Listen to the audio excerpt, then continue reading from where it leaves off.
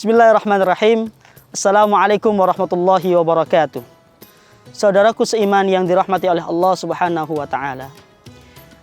Suatu ketika ada seorang ayah beserta anaknya sedang melakukan satu perjalanan menunggangi keledainya.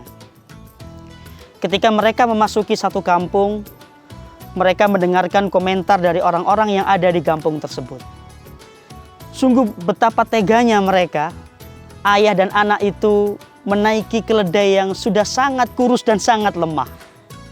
Mendengar komentar dari orang-orang yang ada di kampung tersebut, lalu si ayah ini mempersilahkan anaknya untuk tetap naik keledai tadi, dan ayahnya lalu turun berjalan melanjutkan perjalanannya. Lalu di kampung yang kedua, memasuki kampung yang kedua, mereka juga menemukan komentar dari orang-orang yang ada di sekitar kampung tersebut. Mereka mengatakan, sungguh betapa durhakanya anak itu. Dia membiarkan ayahnya yang sudah lanjut usia untuk berjalan kaki, sedangkan dia dengan enaknya menaiki keledai. Lalu kemudian mendengar komentar dari orang-orang yang ada di kampung yang kedua ini. Lalu si ayah bergantian untuk menaiki keledainya dan menurunkan anaknya. Dan mereka melanjutkan perjalanan dan masuk di kampung yang ketiga. Dan ternyata mereka pun menemukan komentar yang berbeda. Orang-orang berkomentar, sungguh betapa teganya ayah itu. Dia membiarkan anaknya berjalan sendiri padahal anaknya masih kecil, dan si ayah dengan enaknya menaiki keledai. Lalu kemudian mendengar komentar dari orang-orang yang ada di kampung yang ketiga ini. Si ayah dan si anak kemudian turun dan melanjutkan perjalanan dan memasuki kampung yang keempat. Dan ternyata saudaraku seiman, di kampung yang keempat pun mereka menemukan dan mendengar komentar dari orang-orang yang ada di sekitarnya. Sungguh betapa bodohnya mereka melakukan perjalanan padahal mereka mempunyai atau membawa keledai. Kenapa tidak ditunggangi? Saudaraku seiman yang dirahmati oleh Allah Subhanahu wa Ta'ala. Dari kisah yang saya sampaikan barusan, kira-kira apa hikmah yang bisa kita ambil? Ridhon nasi ghayatun la tudrak. Bahwa mencari keridhaan seseorang, mencari kerelaan seseorang adalah sebuah tujuan yang sampai kapanpun tidak akan pernah tercapai. Saudaraku seiman yang dirahmati oleh Allah Subhanahu wa Ta'ala, puasa Ramadan yang kita lakukan selama kurang lebih 1 bulan, selain untuk membentuk kita agar menjadi pribadi-pribadi yang bertakwa kepada Allah Subhanahu wa Ta'ala, salah satu tujuannya adalah agar membentuk kita menjadi orang-orang yang mukhlisin, orang-orang yang ikhlas dalam beramal. Bukankah Rasulullah SAW bersabda dalam sebuah hadis, Inna kulla amal ibni Adam lahu.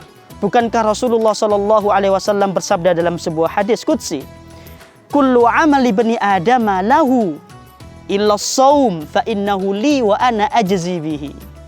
Kata Rasulullah SAW dalam sebuah hadis qudsi, bahwa Allah mengatakan setiap amalan yang dilakukan oleh anak Adam itu adalah untuk mereka sendiri kecuali puasa. Fa innahu li, karena puasa itu sesungguhnya adalah untukku, kata Allah Subhanahu wa Ta'ala, wa ana ajzi bihi, dan akulah sendiri yang akan mengganjar berapa pahala yang akan aku berikan kepada orang-orang yang berpuasa. Bukankah hadis ini mengajarkan keikhlasan kepada kita?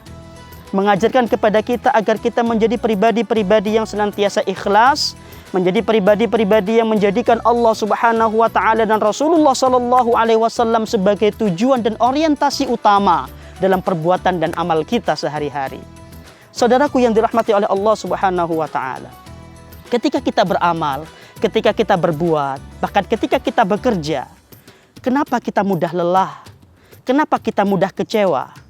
Salah satu penyebabnya adalah karena ketika kita beramal, kita masih mengharap penghargaan dari manusia. Kalau itu yang masih kita rasakan selama ini, maka ketahuilah sesungguhnya kita belum menjadi orang-orang yang ikhlas. Kita belum menjadi pribadi-pribadi yang mukhlisin.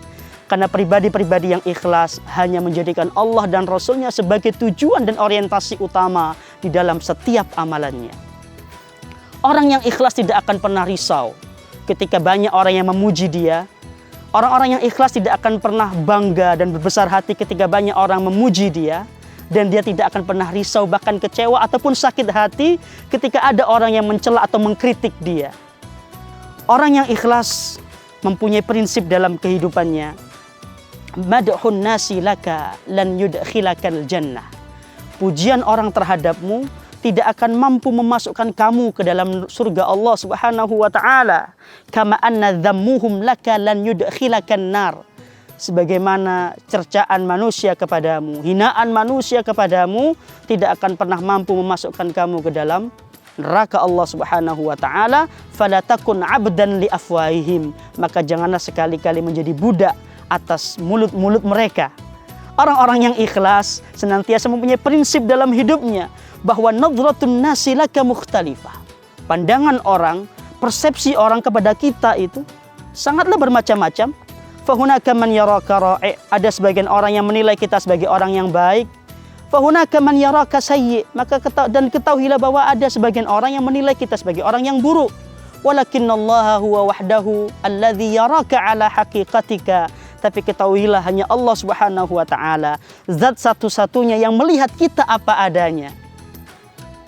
Fakun hayataka kullaha lillah. Maka jadikanlah kehidupanmu, jadikanlah setiap amalanmu hanya untuk Allah Subhanahu wa taala. Mudah-mudahan ibadah siam yang kita lakukan pada tahun ini selain menjadi atau membentuk kita menjadi pribadi-pribadi yang muttaqin, yang bertakwa kepada Allah Subhanahu wa taala, juga membentuk kita menjadi pribadi-pribadi yang senantiasa ikhlas kepada Allah Subhanahu wa taala. Wassalamualaikum warahmatullahi wabarakatuh.